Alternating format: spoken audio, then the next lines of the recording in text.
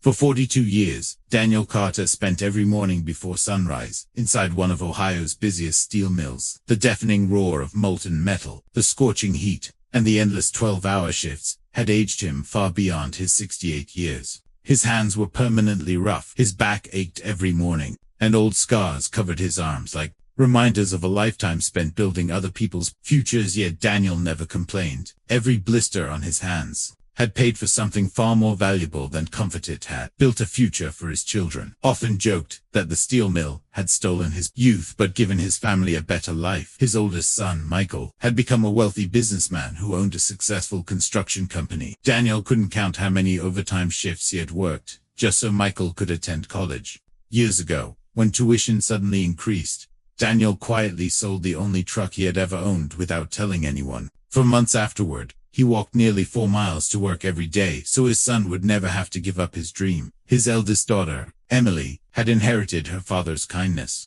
She worked as an elementary school teacher, believing that changing one child's life was worth more than earning a fortune. His youngest daughter, Sophia, possessed a gift no one else in the family understood. Since childhood, she had dreamed of becoming an artist. Although her paintings rarely sold, Daniel proudly displayed every one of them throughout their modest home, insisting that one day the world would recognize her talent. After retiring, Daniel lived a quiet life, surrounded by memories of his late wife, Margaret. Every morning, he carried a watering can into the small backyard garden she had lovingly planted years earlier. The blooming roses were her favorite flowers, and caring for them made Daniel feel as though she was still beside him. But lately, something wasn't right. He felt unusually thirsty, became exhausted after only a few minutes of work, and sometimes his vision blurred so badly that he had to stop and catch his breath. Emily begged him to see a doctor, but Daniel simply smiled. "I'm just getting old," he would say. "Don't waste money worrying about me." One crisp autumn morning,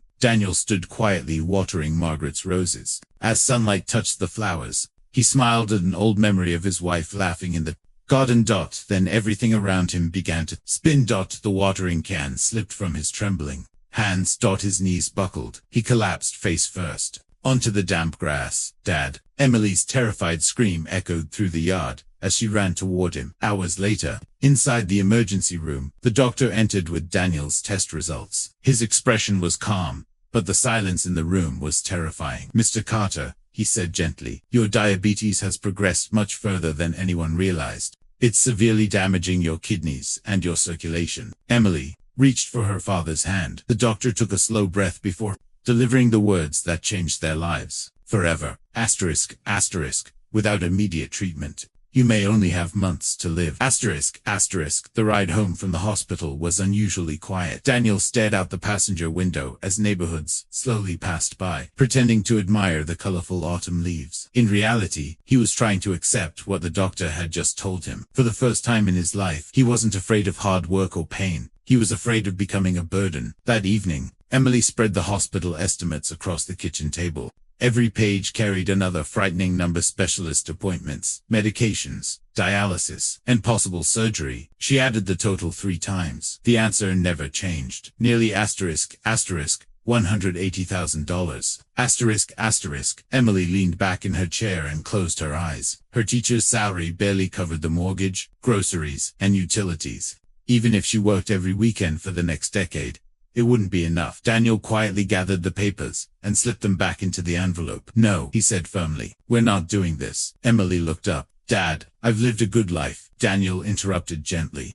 "Your mother would be angry if I watched you bury yourself in debt because of me." Tears filled Emily's eyes. "You spent your whole life sacrificing for us," she whispered. "Now it's our turn." Daniel smiled sadly. "My job was to give you a future, not take it away." From the hallway, Sophia had heard every word. She quietly walked into the kitchen, holding a small notebook filled with sketches and unfinished paintings.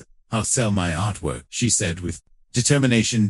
Emily managed a weak smile. "You've only sold 3 paintings this year." "I know." Sophia lowered her eyes. "But I'll paint every single day until someone buys one." Daniel reached across the table and gently squeezed both daughters' hands. "My girls," he said softly. The greatest gift you've already given me is knowing I was loved. Later that night, after everyone had gone to bed, Emily remained at the kitchen table, searching through loan applications on her laptop. She whispered to herself, I'll find a way. Across town, inside a glass office overlooking downtown Columbus. Michael Carter wasn't sleeping either. Financial reports covered his conference table. His construction company had invested almost every available dollar into a massive commercial development. If the project succeeded, it would transform the company forever. If it failed, years of work would disappear overnight. His chief financial officer looked exhausted. We're already operating on borrowed capital, he warned. The banks are watching every move we make. Investors are nervous. Michael rubbed his temples. How much liquidity do we have? Almost none. Before either man could speak again, Michael's wife, Victoria, stepped into the office carrying coffee.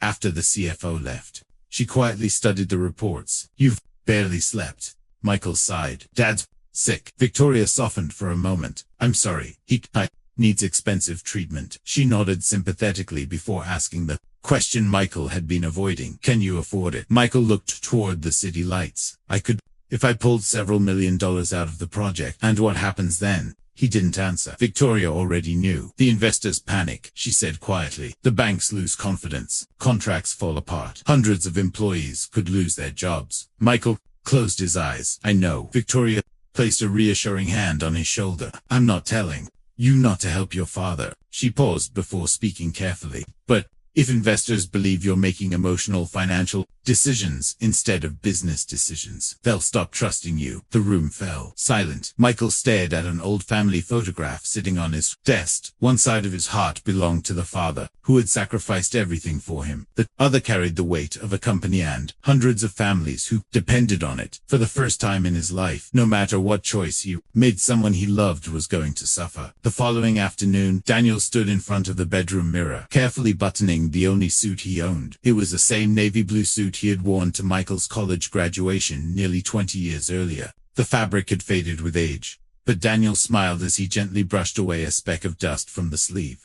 Emily watched quietly from the doorway. You don't have to do this, Dad. Daniel offered the same comforting smile he had worn through every hardship in life. He's my son, he said softly. If I don't give him the chance to help, I'll always wonder. An hour later, Daniel stepped off the city bus and stood before the towering gates of Michael's mansion. Perfectly trimmed hedges lined the driveway. Luxury cars gleamed in the sunlight, and fountains danced beside the grand entrance that looked more like a five-star hotel than a family home. As the gates slowly opened, memories rushed through Daniel's mind. He remembered carrying little Michael on his shoulders after baseball games, teaching him how to ride his first bicycle, working double shifts so his son would never have to know what it felt like to go without. For a brief moment, Daniel wasn't looking at a mansion. He was looking at the dream he had spent 42 years building. A housekeeper welcomed him inside and led him into an elegant living room filled with marble floors, crystal chandeliers, and floor-to-ceiling windows overlooking the city. Moments later, Michael entered. Dad,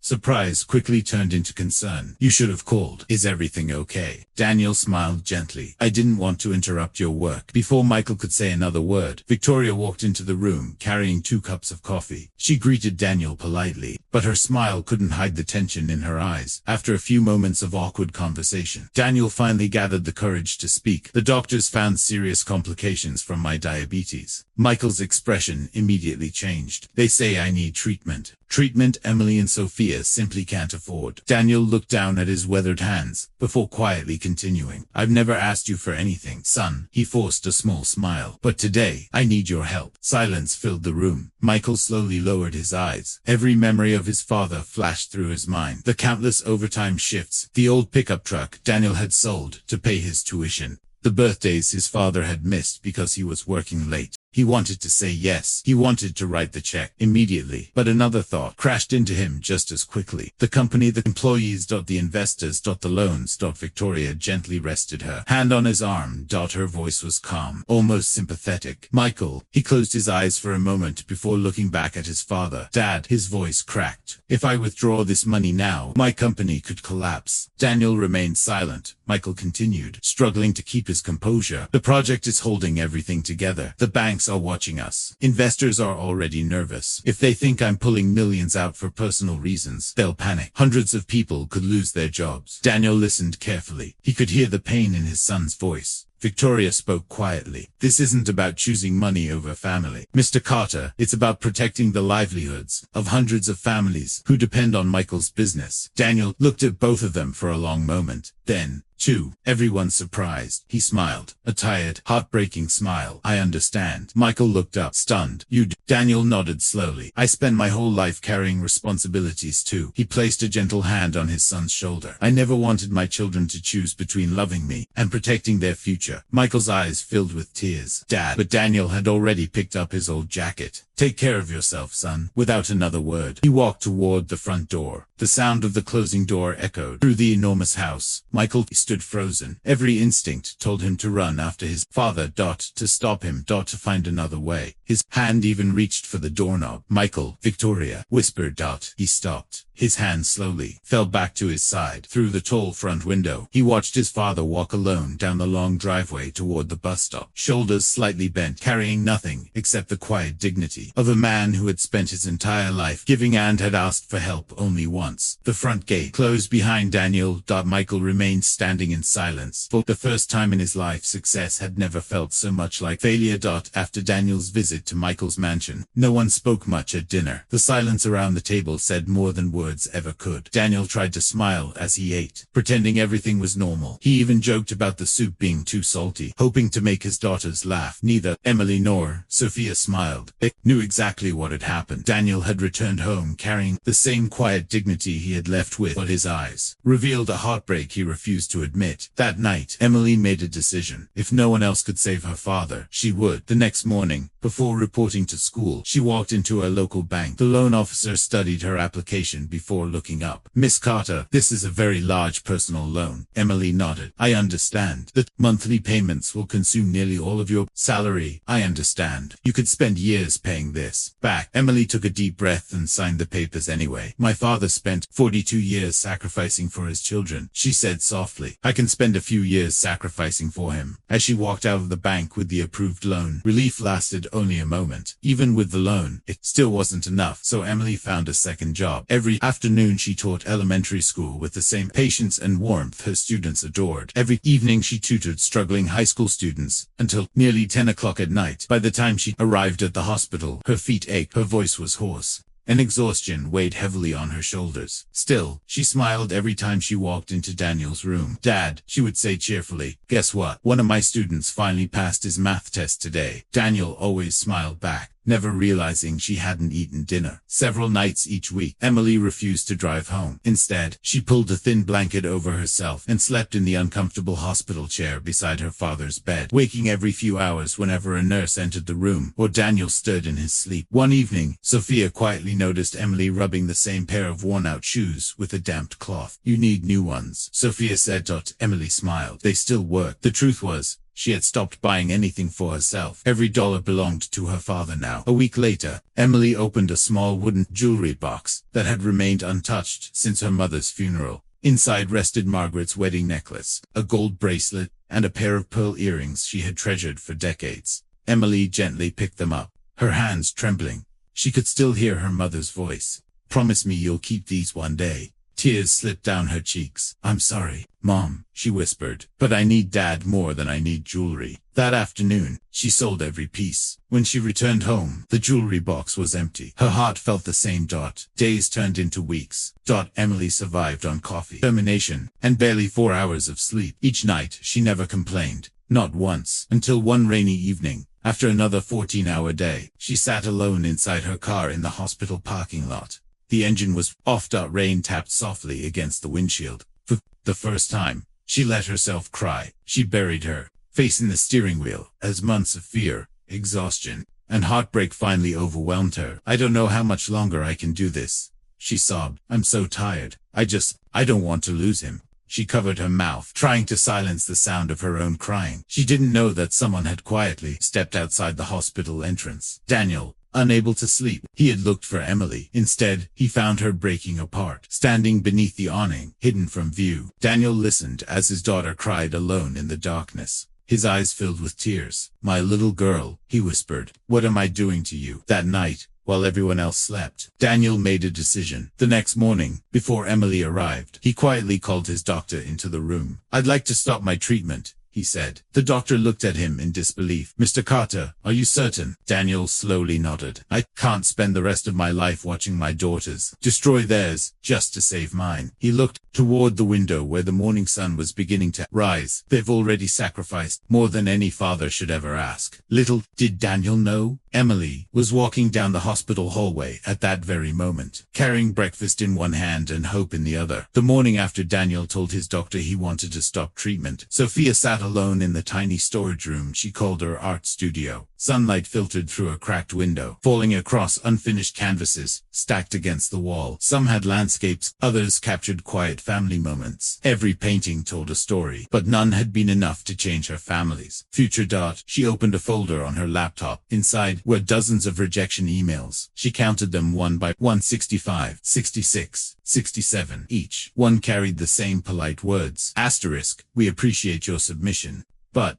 Asterisk. Sophia closed the laptop and sighed. Maybe everyone who doubted her had been right. Dreams didn't pay hospital bills. That afternoon, she tied on a green apron and reported for her shift at a neighborhood coffee shop. She greeted customers with a warm smile, cleaned tables, and carried trays of coffee while pretending everything was fine. Most evenings, she left work smelling of espresso instead of paint. By the time she reached home, it was nearly 9 o'clock. While the rest of the house slept, Sophia quietly stepped into her little studio. Night after night, she painted until dawn. Her hands were stained with paint. Her eyes burned from exhaustion, but she refused to stop. Whenever she managed to sell a painting, it barely covered the cost of new supplies. $40, sometimes $50. Once, a customer looked at one of her paintings and laughed. "For $40, the man joked. "I'd rather buy the frame." His friends laughed as they walked away. Sophia smiled politely, then waited until they were gone before quietly wiping away a tear.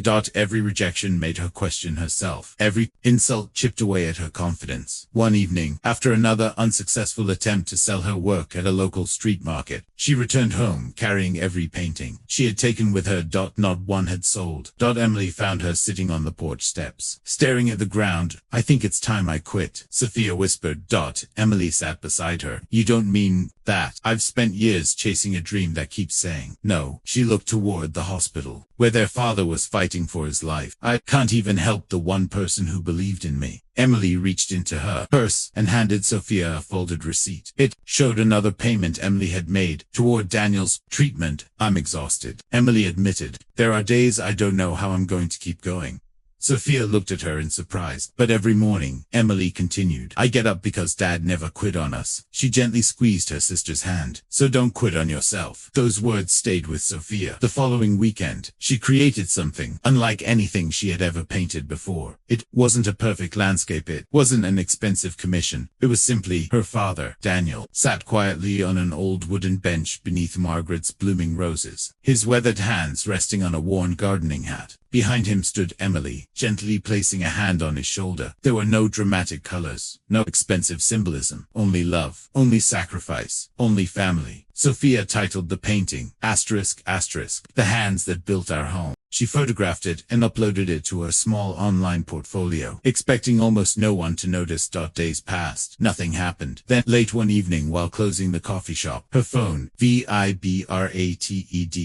An email. She almost ignored it. Instead, she opened it. The sender was an internationally respected art gallery in New York. They had discovered her painting online. One of their curators wrote, Asterisk, "We've never met you, but your painting stopped our entire team. We'd like permission to feature it in our upcoming exhibition." Asterisk. Sophia stared at the screen, convinced it had to be a scam. Within days, the gallery verified everything. The painting was displayed in a private exhibition, attended by collectors from around the world. Then something unexpected happened. A well-known collector submitted an offer. Another collector immediately offered more.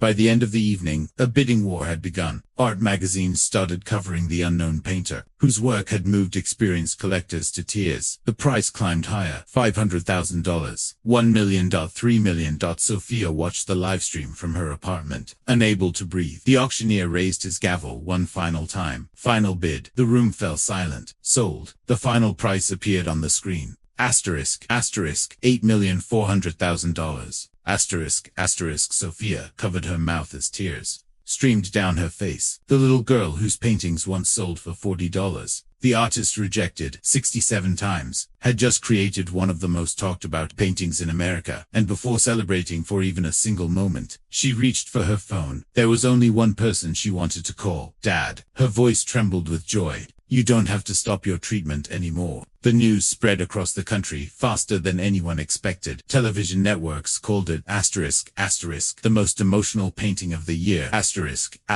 Newspapers featured the image on their front pages. Social media was filled with people sharing the story of an unknown artist whose painting of her father had inspired millions. Inside his luxurious office, Michael sat alone as the interview played on the large television mounted to the wall. Sophia stood beside her painting, cameras flashing all around her. Reporters surrounded her, eager to hear the story behind the masterpiece that had just sold for $8.4 million. One reporter smiled. Miss Carter, everyone wants to know what inspired this painting. Sophia looked at the portrait of her father for a long moment before answering. My father spent his entire life sacrificing for his children. She paused, fighting back tears. But this painting isn't really about him. The room fell silent. It's about my sister. The reporter looked surprised. Sophia smiled. My sister saved our father. She worked 2 jobs. She gave up her sleep. She sold our mother's jewelry. I only painted what love looked like. For several seconds, no one in the room spoke. Then the audience rose to their feet in a standing ovation. Back inside his office, Michael couldn't move. His eyes remained fixed on the television. Long after the interview had ended, his mind replayed every sacrifice he had forgotten. His father walking for miles to work after selling his truck. The birthdays Daniel had missed because he was working overtime. The old lunchbox Daniel carried to the steel mill every morning. The quiet smile he always wore, no matter how exhausted he was. Michael slowly stood and walked toward a bookshelf tucked into the corner of his office. Hidden behind a row of business awards sat a dusty cardboard box he hadn't opened in years. Curious, he lifted the lid. Inside were pieces of a life he had almost forgotten. His Little League baseball glove, a photograph of Daniel teaching him to ride a bicycle, his college graduation picture, and beneath them all, a faded Father's Day card he had made when he was 8 years old. The front was covered in crooked crayons. Inside, written in uneven handwriting, were the words, Dad, when I grow up, I want to be just like you. Michael stared at the card. His hands began to tremble. He looked at the successful businessman reflected in the office window. The expensive suit. The luxury watch. The awards lining the walls. Then he looked back at the little boy who had written those words. He barely recognized him anymore. Tears slowly rolled down his face. For the first time in years, Michael didn't cry because he had lost money. He cried because he had lost himself. A soft knock interrupted the silence. Victoria stepped into the office. The interview's over, she said. Everyone's talking about Sophia. Michael carefully placed the Father's Day card inside his jacket pocket. Without saying a word, he reached for his car keys. Victoria frowned. Where are you going? Michael looked toward the family photograph still resting on his desk. His voice was quiet, but certain. I'm going home. For the first time in a very long time, he wasn't driving toward success. He was driving toward the family he had almost lost forever. The very next morning, Sophia walked into the hospital, carrying something Daniel had never expected to see. A folder. Inside was a receipt stamped in bold blue letters. Paid in full. Every outstanding hospital bill, every treatment, every procedure, every medication. Paid. Daniel looked at the document before slowly raising his eyes to his daughter. You did this. Sophia smiled through tears. You spent your whole life making sure we never had to carry burdens alone. She gently took his hand. Now it's our turn. Daniel couldn't speak. He simply pulled both Sophia and Emily into a long embrace. For the first time in months, none of them cried because they were afraid. They cried because hope had finally returned. A week later, Sophia surprised Emily with another envelope. Emily opened it carefully. Inside was a document from the bank. Across the front were 4 words that instantly brought tears to her eyes. Loan paid in full. Emily looked at her sister in disbelief. You didn't have to. Sophia smiled. Oh, yes, I did. She squeezed Emily's hands. You carried this family when I couldn't. This isn't charity. It's gratitude. Emily broke into tears and hugged her tightly. The following month, Sophia made another unexpected decision. Instead of buying a mansion, instead of purchasing expensive cars, instead of filling social media with luxury vacations, she bought back something far more valuable. The modest family home, where Daniel and Margaret had raised their children. The old house had almost been sold to cover medical expenses. Now, it belonged to the Carter family once again. Daniel stood quietly on the front porch, running his hand across the worn wooden railing. I thought I'd lost this place forever. Sophia smiled. This house isn't just wood and bricks. It's where our family learned what love looks like. As Daniel regained his strength through rehabilitation, Sophia and Emily began discussing something that had been growing in their hearts for weeks. One afternoon, they invited Daniel to an empty building on the edge of town. A large banner hung across the entrance. The Daniel Carter Foundation. Daniel stopped walking, his eyes filled with tears. Sophia smiled. This foundation will help elderly parents who can't afford medical care, Emily continued, and those who have been forgotten by the families they spent their lives protecting. Daniel covered his mouth. You named it after me. Sophia nodded. Because you taught us that kindness is the greatest legacy anyone can leave behind. Within months, the foundation opened its doors. Doctors volunteered their time. Local businesses donated supplies. Hundreds of people offered financial support after hearing the Carter family's story. The building quickly became more than a charity. It became a second home for elderly parents who believed the world had forgotten them. One quiet afternoon, while volunteers prepared meals for dozens of seniors,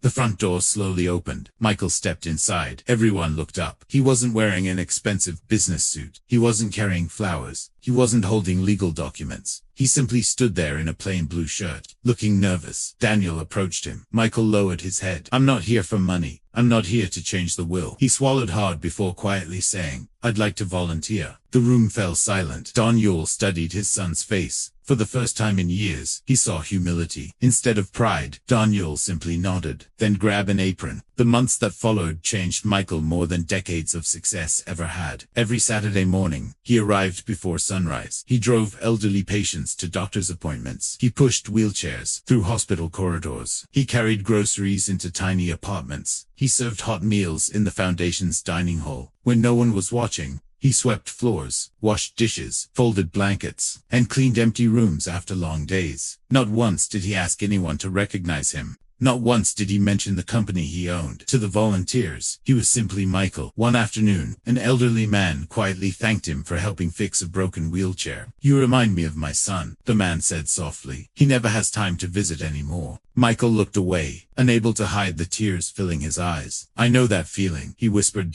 from across the room. Daniel watched his son comforting the old man with quiet patience. He smiled to himself. Money had built Michael's company. Success had built his reputation. But Service was finally rebuilding his character. And for the first time since that heartbreaking day outside the mansion, Daniel believed his son wasn't trying to earn back an inheritance. He was earning back his heart. A year later, Daniel Carter walked slowly through the front doors of the Daniel Carter Foundation without a cane. The volunteers who had watched him fight for his life greeted him with warm applause. His hair was grayer, his steps were slower, but his smile had returned. For the first time in a long time, Daniel wasn't walking into a hospital. He was walking into a place that existed because love had refused to give up. The foundation's grand opening brought together doctors, nurses, volunteers, local business owners, and dozens of elderly parents whose lives had already been changed by its work. A ribbon stretched across the entrance. Sophia handed the scissors to her father. No, sweetheart, Daniel said with a gentle smile. This belongs to both of you. He placed one hand over Emily's and the other over Sophia's. Together, the three of them cut the ribbon. The crowd erupted into applause.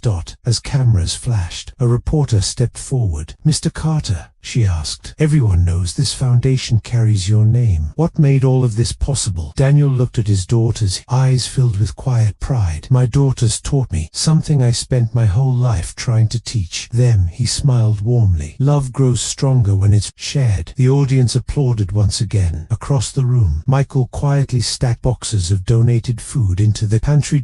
No cameras pointed toward him. No reporters asked for interviews exactly the way he wanted it. An elderly woman struggled to carry a heavy bag toward her car. Before anyone else noticed, Michael hurried over and lifted it for her. Thank you, son, she said with a grateful smile. Michael simply nodded. My pleasure. He had learned that the greatest rewards were the ones no one applauded. Several weeks later, Daniel invited his family to his attorney's office. The atmosphere was calm. There were no arguments. No expectations. Daniel handed a folder to the attorney. I've made a few changes. The attorney opened the document. Mr. Daniel Carter has chosen to leave his home, personal savings, and remaining estate equally to his daughters, Emily and Sophia. He continued reading. A significant portion of his estate will also permanently support the Daniel Carter Foundation, ensuring it continues serving elderly parents for generations. The room remained silent. Michael lowered his head. Then, with complete sincerity, he smiled. I deserve that. No bitterness. No disappointment, only acceptance.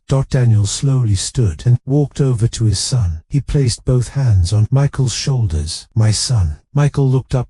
Daniel smiled with the same kindness that had carried him through every hardship. Inheritance is earned by character. He gently pulled Michael into a hug. And family is earned every day. Michael closed his eyes. For the first time in years, he truly understood what his father meant. Not because he had heard the words, because he had lived them. Months later, the Carter family gathered in the backyard of the old family home. Spring had returned. The roses Margaret had planted years ago bloomed brighter than ever. Laughter filled the garden once again. Emily's children carefully dug small holes in the soil while Sophia showed them how to plant new rose bushes beside their grandmother's favorite flowers. Michael knelt beside his young niece, helping her press fresh soil around a tiny rose plant. There were no business calls. No meetings. No distractions. Only family. Daniel watched quietly from the wooden bench where Sophia had once painted him. His heart was full. The little garden that had witnessed his greatest fear now witnessed his greatest blessing. One of his grandchildren looked up and asked, Grandpa, why do we always plant roses together? Daniel smiled as he looked at each of his children. Then he answered with the lesson that had become the legacy of the Carter family. ****. Blood makes you relatives. ****. He paused as everyone gathered around him. But love and sacrifice make you family. Silence settled over the garden. Not the silence of sadness, the silence of gratitude. As the evening sun bathed the roses in golden light, 3 generations of the Carter family stood together, stronger than money, stronger than success, and stronger than the mistakes of the past. Some legacies are measured by wealth. Others are measured by the lives they change. Daniel Carter's legacy would never be counted in dollars. It would live on in every elderly parent given a second chance, every volunteer who chose compassion over convenience, every child who learned that kindness is the greatest inheritance of all, and every rose that bloomed in a garden built not by fortune but by love. The end.